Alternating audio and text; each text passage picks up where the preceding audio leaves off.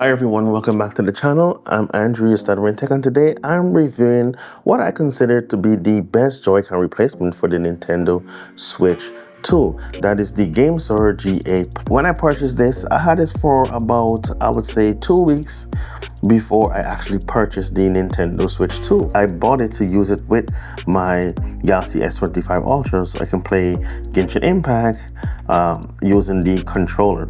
And when I purchased this, I did not know that it actually works with the Nintendo Switch. That wasn't until my brother-in-law was over at the house and we were chilling, and I think it was right after we went to Target and purchased this Nintendo Switch 2. When I came back to the house, he saw the controller and he's like, yo, that controller works for the Switch. I'm like, you sure? He's like, yes. Look, he's like, look on the box. There is a Nintendo Switch on the box. And I'm like, oh, I didn't even know that. I thought it was just a regular tablet. So I didn't really notice or pay attention to the actual picture on the box. I went ahead, looked in the manual and saw that, yes, it does have a switch mode that you can connect it to. Now, as I mentioned, it works with your smartphone, PC, Switch, of course, iOS devices as well. Yeah, they market this as a controller for your tablet and also smartphones as well as PC and all that stuff. But they does have different modes that you can put it into, and it also works over USB-C as well. And if you look at the controller, it's so nice. They're not going to scratch your device. This is a nice rubber part here that it sits on, and of course it can stretch out very long to fit different devices. Yeah, let me connect it to the Switch so you guys can see how that actually fits, and it fits really nice. The Switch 2 fits really nice on here. Just put it on, and there you go. You have your Joy-Con replacement right here, and it's not going to fall or anything like that. It keeps it nice and secure. I can shake it, it's not going to fall. It holds on there very tightly, and it's not going anywhere. Now, the thing I like with this controller is that it adds, it has the R4, L4 buttons, and which you can map to any other buttons that on the control. Currently, I have it mapped to A, so when I'm playing Mario Kart World, I can, instead of holding this, which feels uncomfortable, my finger starts to cramp, I can just hold it I can just grip the controller naturally and just steer with my left, and then I can just use it. Now, and I also have the L4 set to my drift, so very easy to control.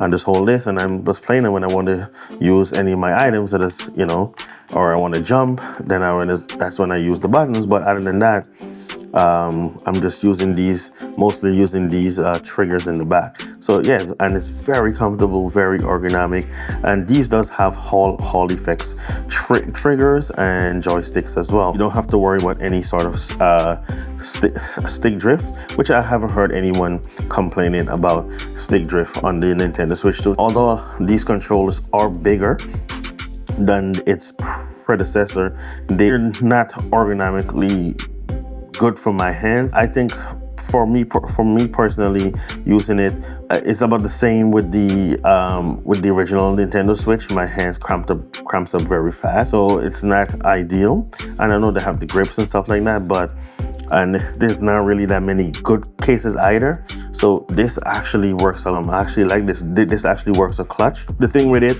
as you can see, it's in a Switch configuration. The thing I like with it, you can remove the shell right here. Let me get that. And when you remove the shell, you can move it on both. And let me take it off of this one.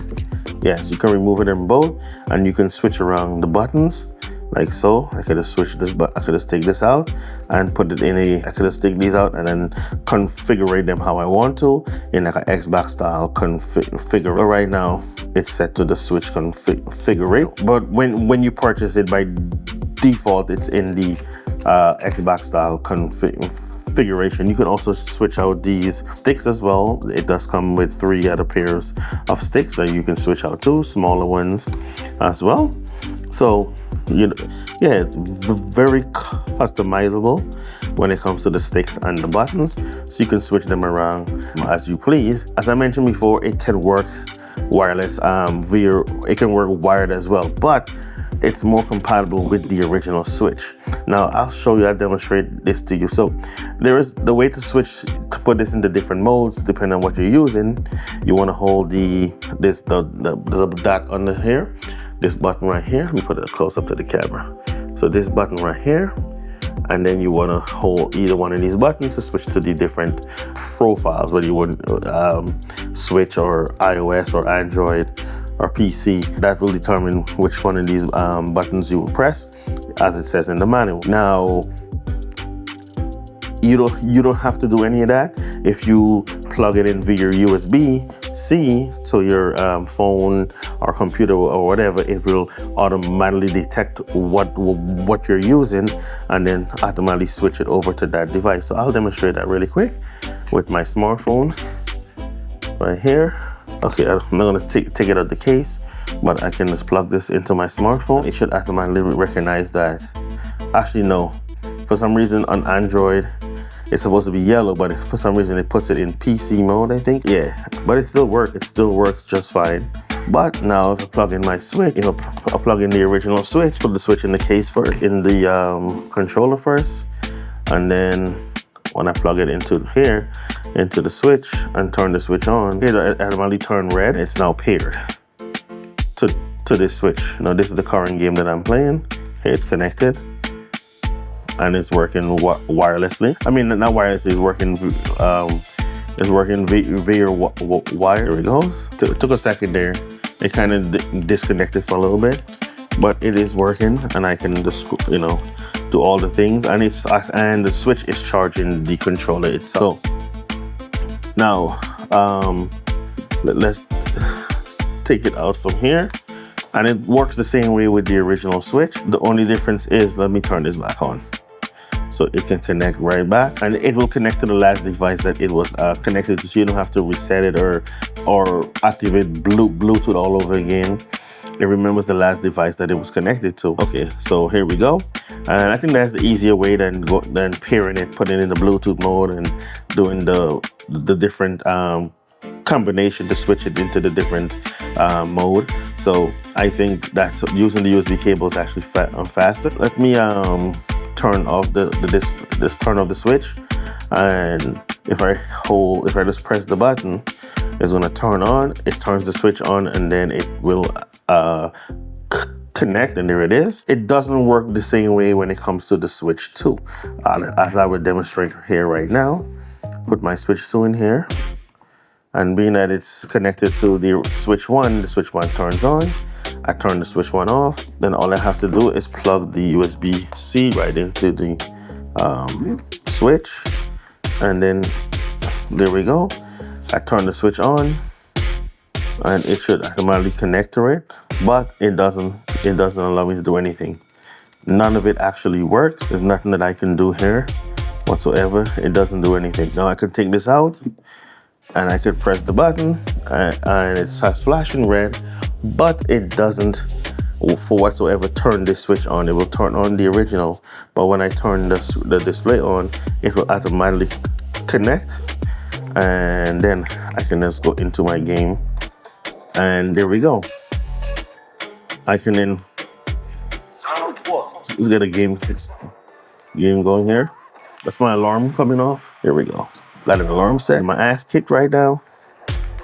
Not really good at this.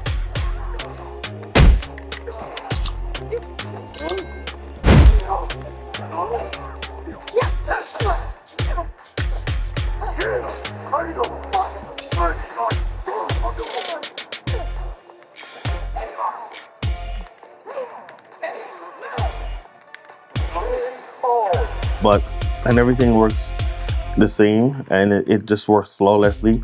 And yes, it's so comfortable. My hand doesn't cramp up at all, but I do get fatigued from playing.